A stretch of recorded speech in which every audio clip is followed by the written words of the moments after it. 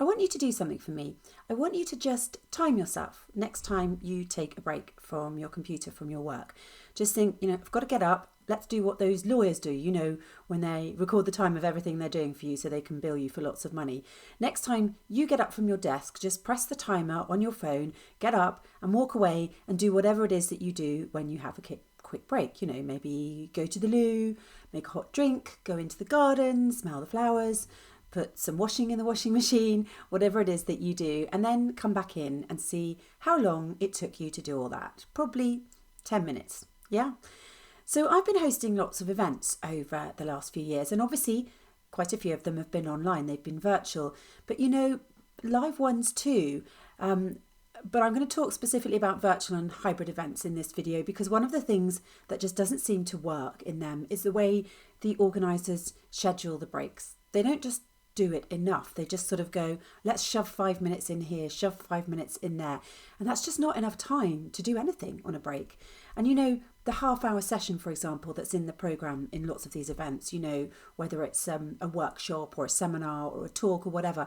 Most of the clients I've been working with, and when I first start working with them, I see that what they've done is they've said, well, we'll make it 25 minutes and then people have got time to do something else in the 5 minutes before the next session. And that's it. That's all they need. We don't need any more breaks. And I have to say, it doesn't work. We do need more time than that, because they'll have told their speakers, for example, we're going to do an intro at the beginning. There's going to be 5 minutes at the end for people to go to the loo. So make your thing about 20 minutes. And that just doesn't give time for question and answer or for anything else, really, for the intros, the thank yous, the questions. And then, of course, the break ends up never happening, because lots of time these things overrun. And then the thing that's cut into is actually everybody's personal time. And that's really a bit of an insult to your attendee, because we need our breaks, and we know actually that we really need them in order to stay alert, to stay engaged, to be able to pay attention to what's happening next.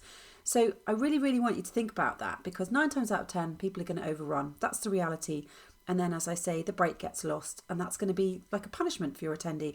And actually, when you're looking at your schedule, you know what? Maybe we don't need to cram everything in. Maybe we can just make things a little bit easier for people to view and enjoy and learn, take time to actually think afterwards. Sometimes at the end of a session, you might still be taking notes, and then you also want your break. So just, don't cram your agenda so full. Don't make it so busy. And I know that might feel a little bit controversial in a time when everybody talks about lots and lots of content being important, but sometimes spare time, a bit of intentional space is good. And if you end up with too much spare time, if you've got a decent event host, they will be able to fill it. They'll have extra questions prepared. They'll have things to say. They'll be able to preview what's coming up next. They'll be able to talk about what's happened before, promote other aspects.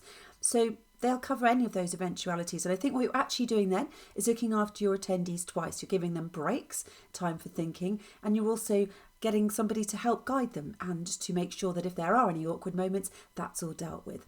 Anyway, as always, I'd love to hear your comments. Let me know what you think.